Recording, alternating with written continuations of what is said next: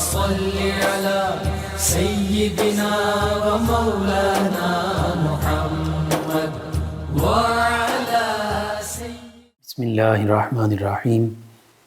السلام علیکم ناظرین و سامعین کرام۔ اسی طرح پروگرام یاد الہی دیکھنے کے لیے، یاد الہی کے سابقہ تمام پروگرامز دیکھنے کے لیے، بالخصوص وظائف دیکھنے، سننے، جاننے اور پڑھنے کے لیے آپ ہمارے یوٹیوب چینل یاد الہی یعنی YAADSPACE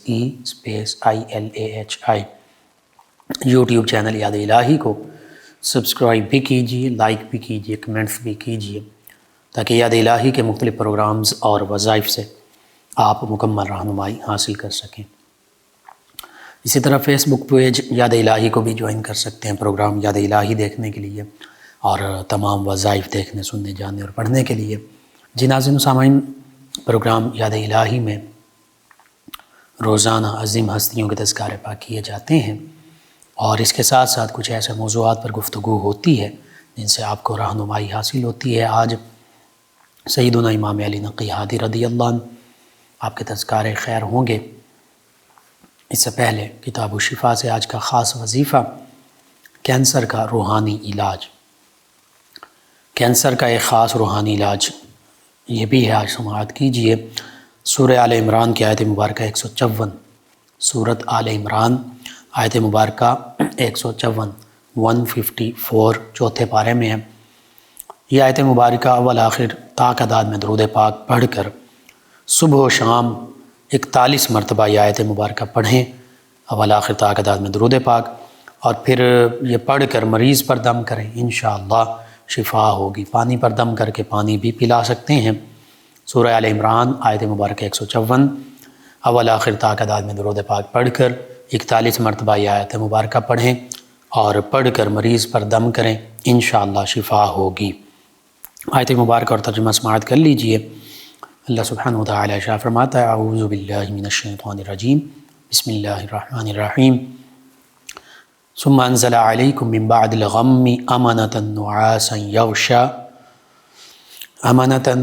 یغشا طائفة منکم وطائفة قد اہمتهم انفسهم یظنون باللہ غیر الحق ظن الجاہلیہ یقولون هل لنا من الامر من شیء قل ان الامر كله للہ یخفون فی انفسهم ما لا یبدون لک یقولون لو كان لنا من الامر شیء ما قتلنا هاہنا قل لو كنتم في بيوتكم لبرز الذين كتب عليهم القتل إلى مضاجعهم وليبتلي الله ما في صدوركم وليمحص ما في قلوبكم والله عليم بذات الصدور۔ ترجمہ کچھ یوں، اللہ سبحانہ وتعالی فرماتا، پھر تم پر غم کے بعد چین کی نیند اتاری کہ تمہاری ایک جماعت کو گھیرے ہوئے تھی اور ایک گروہ کو اپنی جان کی پڑی تھی۔ اللہ پر بے جا گمان کرتے تھے، جاہلیت کے سے گمان، کہتے کیا اس کام میں کچھ ہمارا بھی اختیار ہے؟ تم فرما دو کہ اختیار تو سارا اللہ تعالیٰ کا ہے، اور جو اپنے دلوں میں چھپاتے ہیں، جو تم پر ظاہر نہیں کرتے، کہتے ہیں ہمارا کچھ بس ہوتا تو ہم یہاں نہ مارے جاتے۔ تم فرما دو کہ اگر تم اپنے گھروں میں بھی ہوتے جب بھی جن جن کا مارا جانا لکھا جا چکا تھا، اپنی قتل گاہوں تک نکل آتے، اور اس لیے کہ اللہ تمہارے سینوں کی بات آزمائے اور جو کچھ تمہارے دلوں میں ہے اسے کھول دے، اور اللہ دلوں کی بات جانتا ہے۔ جس گروہ پر چین کی نیند اتاری وہ ایمان والوں کا گروہ ہے، صحابہ کرام علیہم رضوان کا۔ یہ غالباً غزوہ بدر یا غزوہ احد کا ذکر ہے ان آیات بینات میں۔ اور جو گروہ موت سے ڈرتا تھا اور اپنی مختلف گمان کرتا تھا اور اپنی جان کی جسے پڑی ہوئی تھی، یہ عبداللہ بن ابی اور اس کے دیگر چیلوں کا گروہ تھا، منافقین کا، جو بظاہر مسلمان بنے ہوئے تھے لیکن جب بھی کوئی غزوہ پیش آتی تو راستے سے ہی واپس پلٹ جاتے، مختلف ہیلے بہانے کرتے ہوئے۔ تو ان منافقین کا بھی ذکر اس آیت مبارکہ میں فرمایا۔ بہرحال یہ کینسر کا روحانی علاج ہے، اس کو آپ کو ضرورت ہے ضرور اپنے معمول کا حصہ بنائیے، اپنے اعزاء اقربا رشتہ دار دوست احباب پڑوسی محلہ دار امت مسلمہ تک پہنچائیے۔ میرے آپ کے ہمارے بتانے سے ہمارے کسی بھی مسلمان بھائی مسلمان بہن مسلمان فرد کا فائدہ ہوتا ہے، انشاءاللہ یہ ہمارے لیے بھی دین و دنیا آخرت میں بھلائی فائدے اور نجات کا باعث ہوگا۔ اللہ سبحانہ و تعالی ہمیں آسانیاں عطا فرمائے، ہمیں آسانیاں بانٹنے والا بنائے، مشکلات سے ہماری حفاظت فرمائے، آمین۔ جی ناظرین و سامعین، سیدنا امام علی نقی ہادی رضی اللہ عنہ، اس میں گرامی علی ہے، سیدنا علی المرتضیٰ کرم اللہ وجہ کریم کی نسبت سے، اور سیدنا امام علی زین العابدین رضی اللہ عنہ کی نسبت بھی ہے۔ القابات بے شمار ہیں، نقی اور ہادی زیادہ مشہور ہیں، یعنی ہدایت والے اور تقوی والے، پرہیزگاری والے، اللہ کی بارگاہ میں خشیت کا اظہار کرنے والے۔ مدینہ طیبہ میں آپ کی ولادت باسعادت ہوئی، والد گرامی آپ کے سیدنا امام محمد امام جواد رضی اللہ عنہ ہیں، والدہ مائدہ آپ کی سیدہ سمانہ خاتون ہیں رضی اللہ عنہ، اور آپ نوجوانی میں ہی سامرا آ گئے، بغداد کے قریب جو علاقہ عباسی حکمرانوں نے عسکر کے طور پر یعنی لشکر کو جہاں ٹھہرایا اور وہ ایک قسم کی چھاونی کہلائی، تو وہاں آپ اقامت پذیر ہوئے، اس وجہ سے آپ امام علی نقی ہادی عسکری رضی اللہ عنہ بھی کہلاتے ہیں۔ پھر آپ کے صاحبزادے بھی یہیں رہے، سیدنا امام حسن عسکری رضی اللہ عنہ، تو اسی نسبت سے وہ بھی عسکری کہلائے۔ آپ کی ولادت باسعادت کے حوالے سے کئی اقوال ہیں، خاص طور پر 13 رجب المرجب بروز اتوار 214 ہجری مدینہ طیبہ، یہ قول بھی ملتا ہے۔ آپ کی اولاد کا ذکر کیا جائے، 4 صاحبزادے ہیں، حسن، حسین، محمد، جعفر رضی اللہ عنہ اجمعین، اور ایک صاحبزادی ہیں سیدہ عائشہ رضی اللہ عنہا۔ ان کے نام نامی اس میں گرامی سے پتہ چل رہا ہے کہ اہل بیت کرام علیہم رضوان کو، سیدہ فاطمہ الزہرا رضی اللہ عنہا کی اولاد پاک کو، سیدنا علی المرتضیٰ کرم اللہ وجہ کریم کی اولاد پاک کو، نبی رحمت صلی اللہ علیہ وآلہ وسلم کے گھرانے کی دیگر ہستیوں کے ساتھ بھی بڑی محبت تھی، عقیدت تھی، بالخصوص امہات المومنین رضی اللہ عنہن کے ساتھ بڑی عقیدت تھی، اور ان میں سے سیدہ عائشہ صدیقہ رضی اللہ عنہا کے ساتھ محبت اور عقیدت کا یہ عالم ہے کہ ان کے ایک شہزادی کا نام بھی عائشہ ہے، اور بھی اہل بیت اطہار علیہم رضوان ہیں جنہوں نے اپنی صاحبزادیوں کے نام کسی نے عائشہ رکھا، کسی نے خدیجہ رکھا، کسی نے حفصہ، اور اسی طرح دیگر نام رکھے۔ تو یہ ان ہستیوں کی آپس میں محبت کا ہمیں ان ناموں سے بھی پتہ چل جاتا ہے۔ سیدنا علی المرتضیٰ کرم اللہ وجہ الکریم نے اپنے صاحبزادوں کے نام ابو بکر، عمر، عثمان، محمد، عبداللہ، جعفر، حتیٰ کہ علی رضی اللہ عنہم اجمعین، یہ سبھی نام رکھے، یعنی اپنے نام پر بھی اپنے صاحبزادوں کے نام رکھے۔ سیدنا امام حسین رضی اللہ عنہ کے بھی صاحبزادے علی ہیں، اور بالخصوص سیدنا علی المرتضیٰ رضی اللہ عنہ، آپ کے صاحبزادوں کے نام ابو بکر، عمر، عثمان، محمد، عبداللہ رضی اللہ عنہ اجمعین، یہ نام خاص طور پر ہمیں ملتے ہیں۔ اس سے یہ پتہ چلتا ہے کہ سیدنا علی المرتضیٰ کرم اللہ وجہ الکریم تینوں خلفائے راشدین کے ساتھ بڑی محبت اور عقیدت رکھتے تھے، اسی وجہ سے اپنے صاحبزادوں کے نام ان کی نسبت پر ابو بکر و عمر اور عثمان رضی اللہ عنہم اجمعین رکھے۔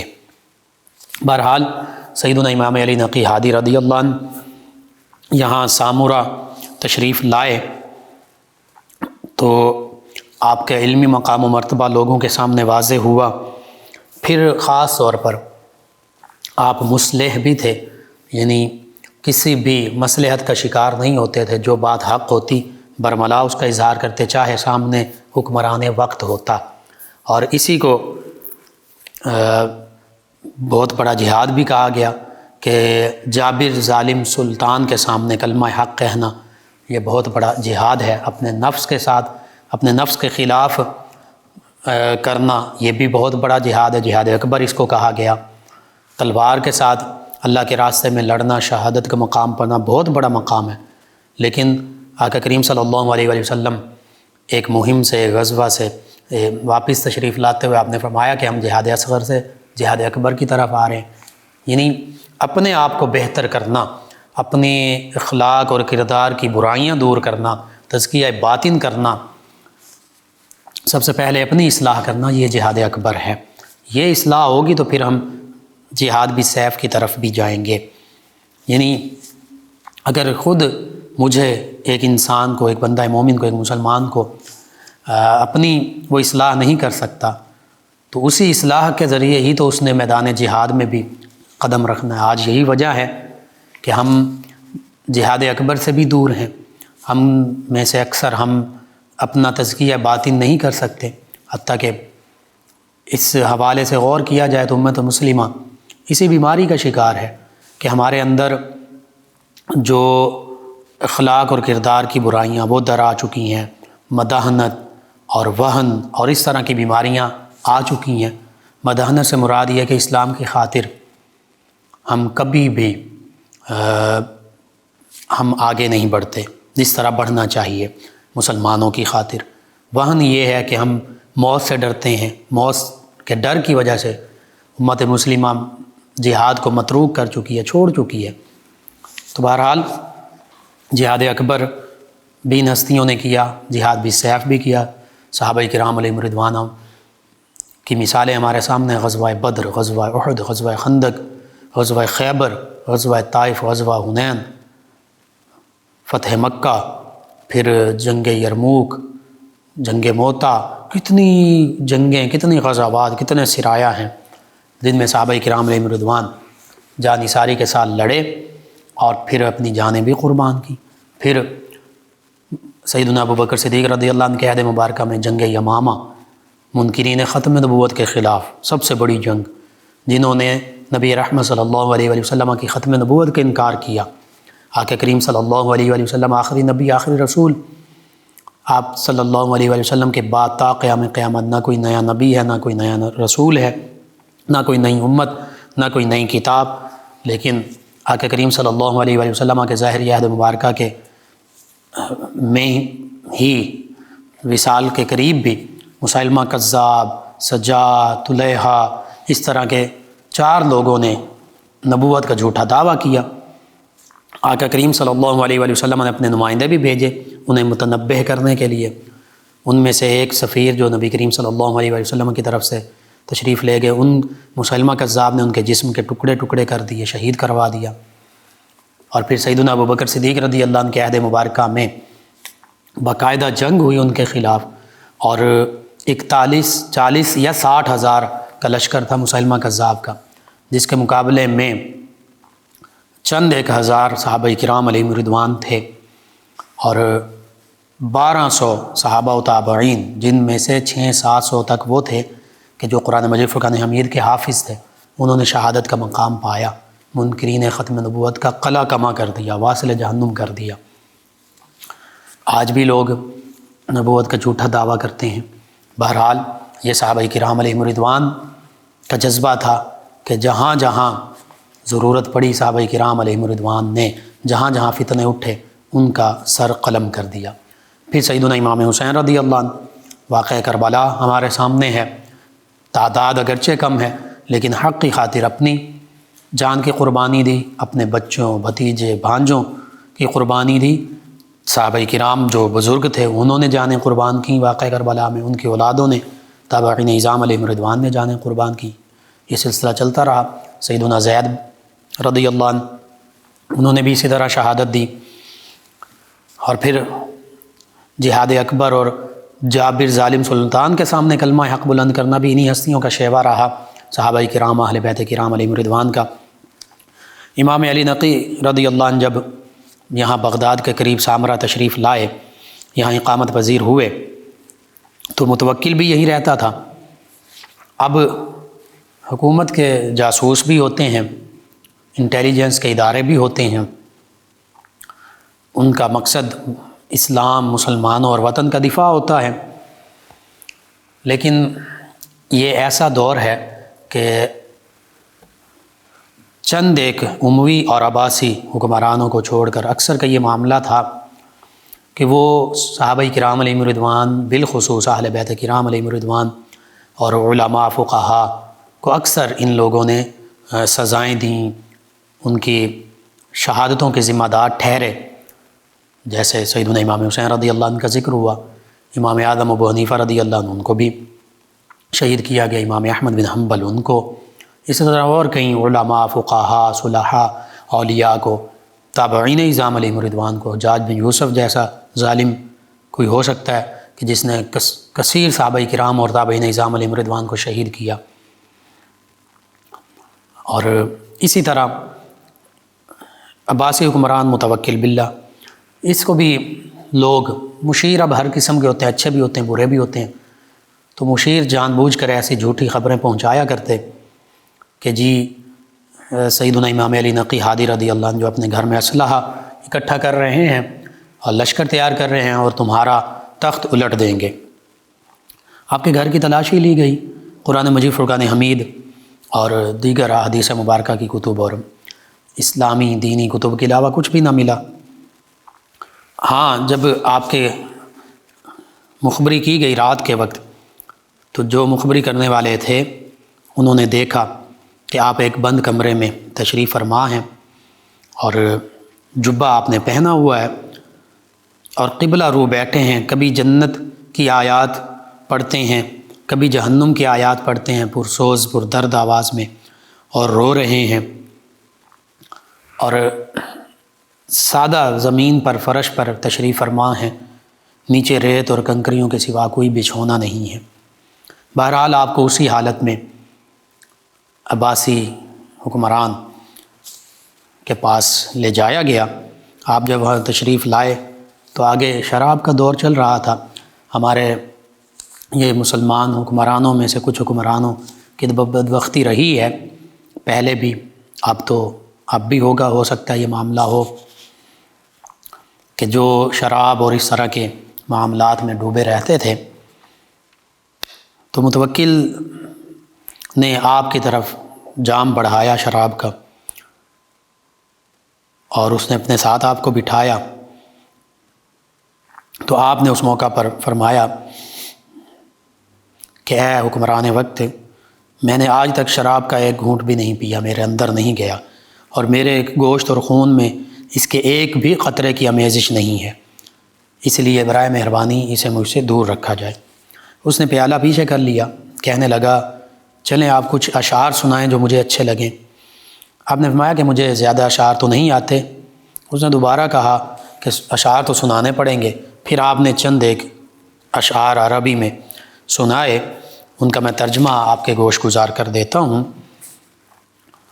ترجمہ کچھ یوں تھا، مفہوم کچھ یوں تھا ان اشعار کا جو آپ نے 6 اشعار سنائے۔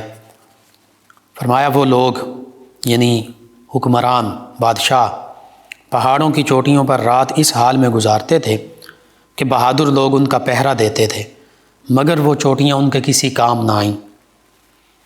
یعنی جب حملہ ہوا یا موت آئی تو بس ان کا کام تمام ہو گیا، وہ حکمرانی، وہ بادشاہت ختم ہو گئی۔ اسی طرح فرماتے ہیں عزت والی زندگی گزارنے کے بعد ان کے محفوظ قلعوں سے انہیں نیچے اتارا گیا اور گڑھوں کے سپرد کر دیا گیا، قبروں کے سپرد۔ ہائے کیا ہی بری ہے وہ جگہ جس میں وہ اترے، یعنی جو اللہ کے نافرمان ہوں تو ان کے لیے تو قبر بری جگہ ہی ہے۔ پھر فرماتے ہیں قبروں میں اتار دیے جانے کے بعد گویا کسی پکارنے والے نے ان کو آواز دی کہ کہاں ہیں وہ تخت نشین، اور کہاں ہیں وہ تخت جن تختوں پر تم بیٹھا کرتے تھے، کہاں ہیں وہ تاج جنہیں تم سروں پر سجایا کرتے تھے، کہاں ہیں وہ عمدہ قسم کے لباس جنہیں تم پہنا کرتے تھے۔ اور پھر فرمایا وہ نرم و نازک چہرے کہاں گئے جن کو عام لوگوں سے دور رکھنے کے لیے ان کے آگے پردے اور باریک کپڑے ڈال دیے جاتے تھے، پروٹوکول، ہٹو بچوں کا شور ہوتا تھا۔ اور فرمایا جب کسی نے ان کا پوچھا تو قبر نے یہ کہہ کر ان کی حقیقت کو واضح کر دیا کہ ان کے چہروں پر کیڑے آپس میں لڑ رہے ہیں، کیڑے مکوڑے جو ہیں ان کے جسموں کو کھا رہے ہیں، چہروں کو بھی نوچ رہے ہیں اور آپس میں لڑ رہے ہیں کہ پہلے ہم کھائیں گے، پہلے ہم کھائیں گے۔ پھر فرمایا لمبے زمانے تک انہوں نے کھایا، پیا، پہنا، اور طویل کھانے پینے کے بعد بالآخر وہ کیڑوں کی خوراک بن گئے۔ یہ انجام ہے چاہے کوئی بادشاہ ہے چاہے کوئی امیر ہے، وزیر ہے، فقیر ہے، کوئی عام شخص ہے، اگر ایمان نہیں اور پھر اعمال برے ہیں، توبہ بھی نہیں کی، اللہ کی بارگاہ میں رجوع بھی نہیں کیا اور اکڑ اور تکبر میں مبتلا رہے، تو بالخصوص ایسے حکمرانوں کے لیے آپ نے ان کا انجام بتا دیا، کیا ہو سکتا ہے، کیا ہوتا ہے، کیا ہوگا۔ آج بھی پوری امت مسلمہ کے حکمرانوں کو اس پر غور کرنا چاہیے کہ ہم کس سمت میں جا رہے ہیں۔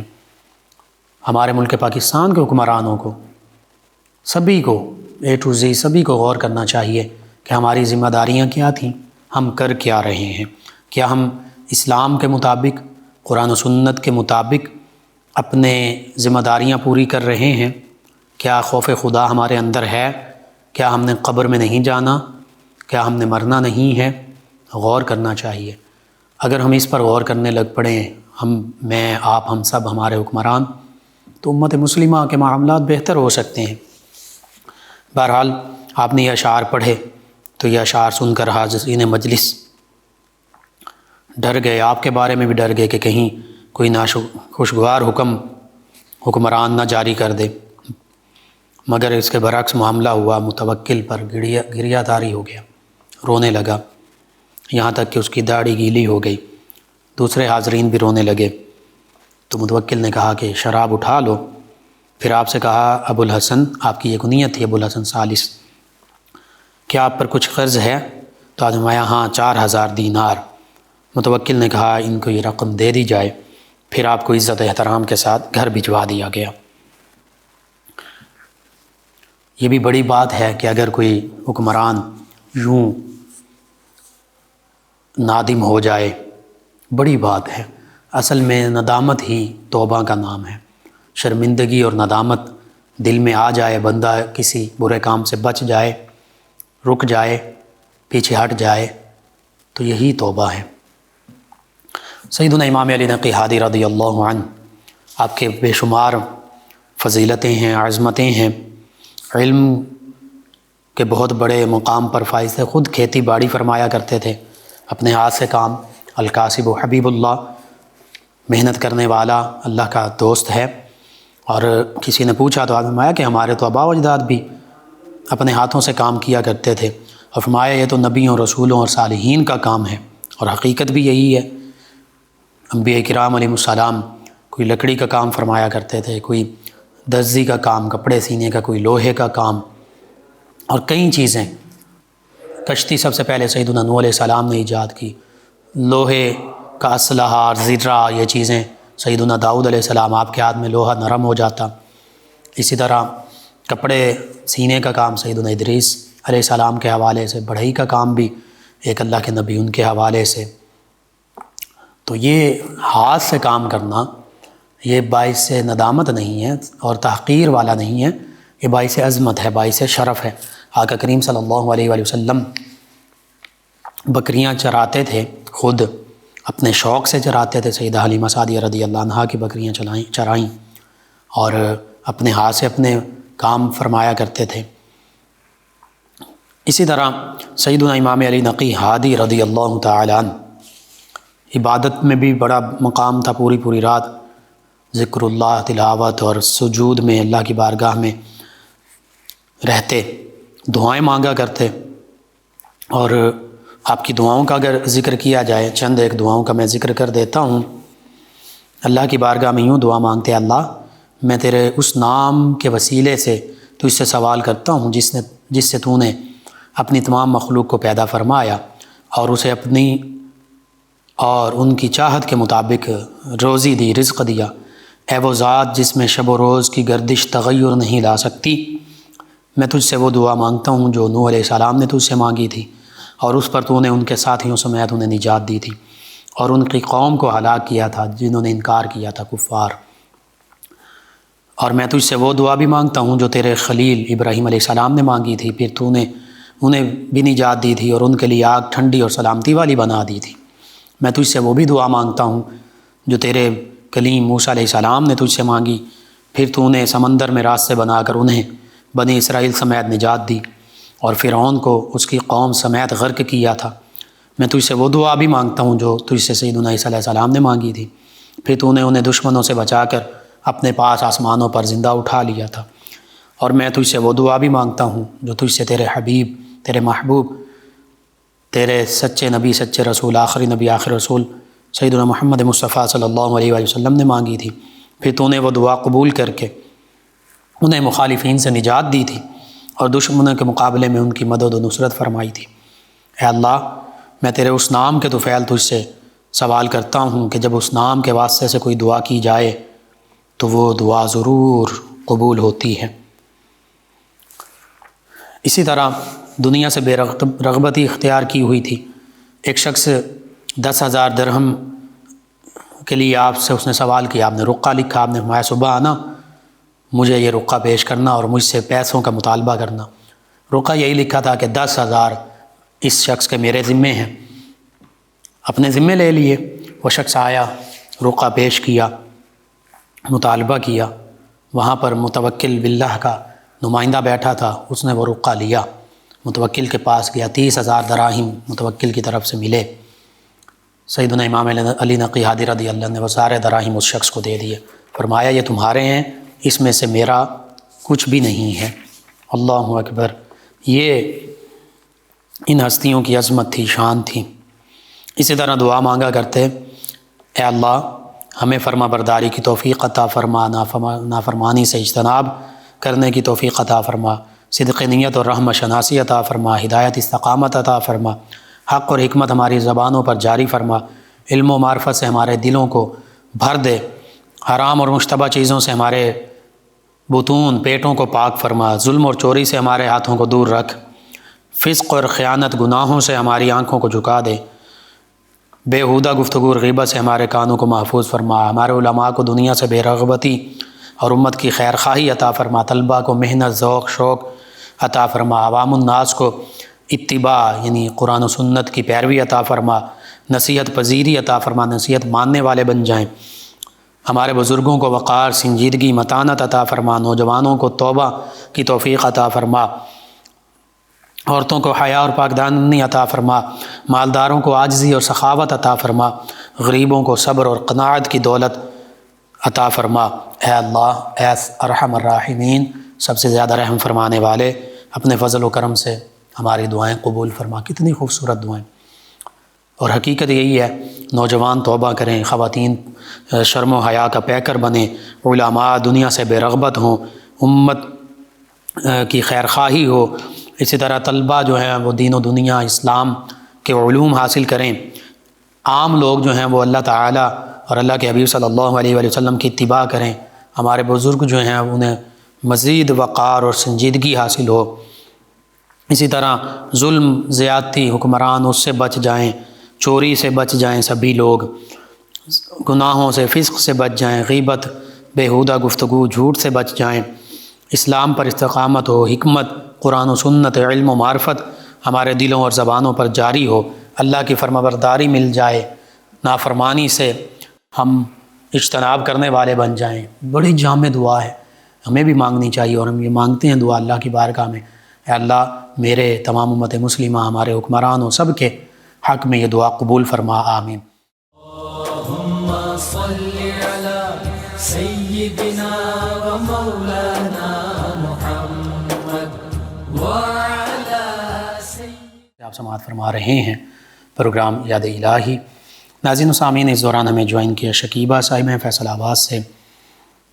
انہوں نے کہا کہ جب کوئی فوت ہو جاتا ہے تو کچھ لوگ کہتے ہیں کہ عہد نامہ رکھنا چاہیے، کچھ لوگ رکھتے بھی ہیں، تو اس پر تھوڑا گائیڈ کر دیں۔ جی بالکل رکھا جا سکتا ہے، فرض واجب نہیں ہے، ضروری نہیں ہے، لیکن اگر کوئی رکھنا چاہتا ہے تو رکھ بھی سکتے ہیں، منع بھی نہیں ہے۔ بشیر صاحب ہیں فیصل آباد سے، کہتے ہیں قرض سے نجات کے حوالے سے وظیفہ بتا دیں۔ یا مالک الملکی، یا مالک الملکی اور یا مسبب الاسباب، یہ دو وظیفے کثرت سے پڑھیں، اٹھتے بیٹھتے چلتے پھرتے پڑھتے رہیں۔ محمد کا معنی وہ ہستی جس کی سب سے زیادہ تعریف کی گئی، ریحان خوشبو کو کہتے ہیں، اور فرحان فرحت کو، خوشی کو کہتے ہیں، ٹھیک ہے نام۔ ایک اور لسنر ہیں، انہوں نے اپنے وائف کا خواب کا ذکر کیا اللہ تعالیٰ بہتری فرمانے والا ہے، ضروری نہیں جیسا خواب آئے وہی تعبیر ہو، اس کے برعکس بھی ہوتی ہے بعض اوقات، اور بعض اوقات کوئی خاص تعبیر بھی نہیں ہوتی، خواب خیال متخیل ہو جاتے ہیں، مختلف معاملات ہوتے ہیں، بعض اوقات شیطان کی طرف سے بھی معاملہ ہوتا ہے، تو کوئی پریشان ہونے کی ضرورت نہیں ہے، بس آپ شریعت مطہرہ کی پابندی کیجئے، کچھ صدقہ خیرات کیجئے، اللہ تعالیٰ بہتری فرمائے گا۔ مانا والا سے اسلم صاحب، انہوں نے کہا کہ تعزیت کا کہا کہ مغرب کے بعد کر سکتے ہیں، جی کر سکتے ہیں۔ مریم صاحبہ کہتی ہیں کہ میری فیملی آپ کا پروگرام روزانہ سنتی ہے، جی شکریہ آپ کا بھی۔ شہزادی پروین صاحبہ کہتی ہیں کہ ہم نے جگہ لینی ہے لیکن ہمیشہ کوئی نہ کوئی رکاوٹ آ جاتی ہے، کوئی وظیفہ بتا دیں۔ جی اس حوالے سے میں عرض کرتا ہوں، وظیفہ ایک تو یہ ہے سورۃ القریش اور دوسرا سورۃ القاریعہ، یہ 41 مرتبہ روزانہ پڑھیے اور یا مسبب الاسباب پڑھیے، انشاءاللہ اللہ تعالیٰ بہتری فرمائے گا۔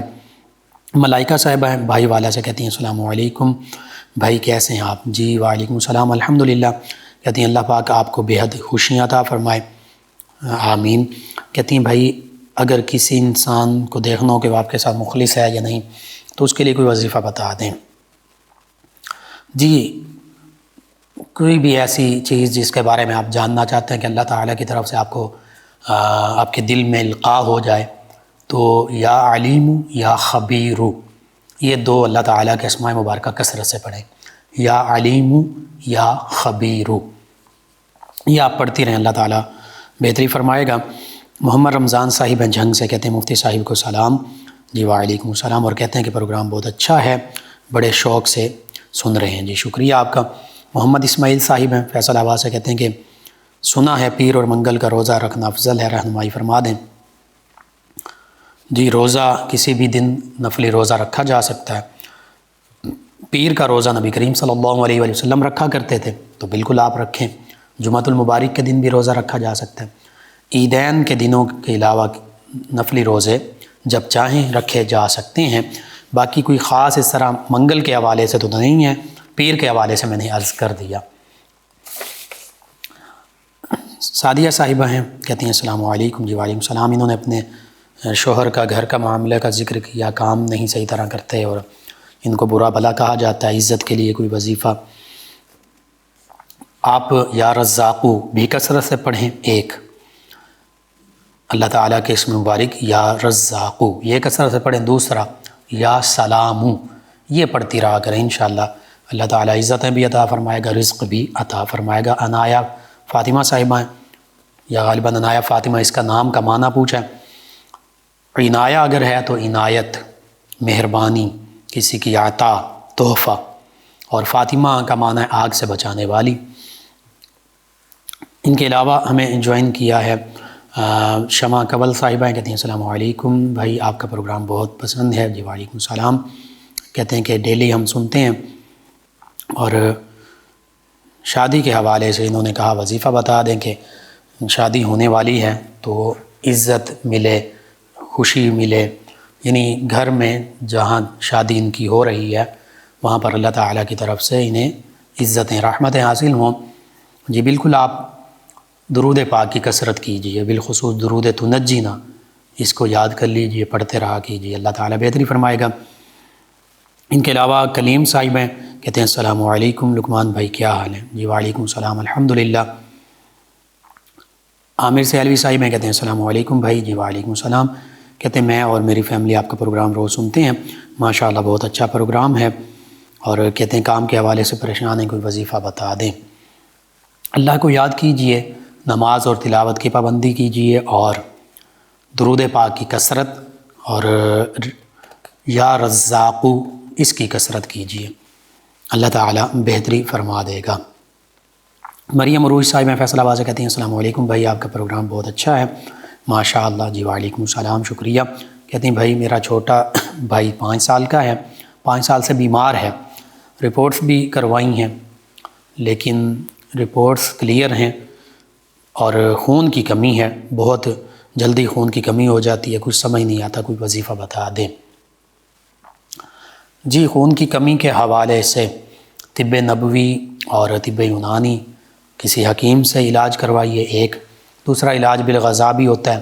خون کی کمی والوں کو گاجریں، انار، فروٹس جتنے ہیں، چقندر، سبزیاں، اسی طرح دودھ پیا جائے. مختلف غذائیں بھی ہیں وہ بھی شامل کی جائیں، زیادہ سے زیادہ استعمال کی جائیں.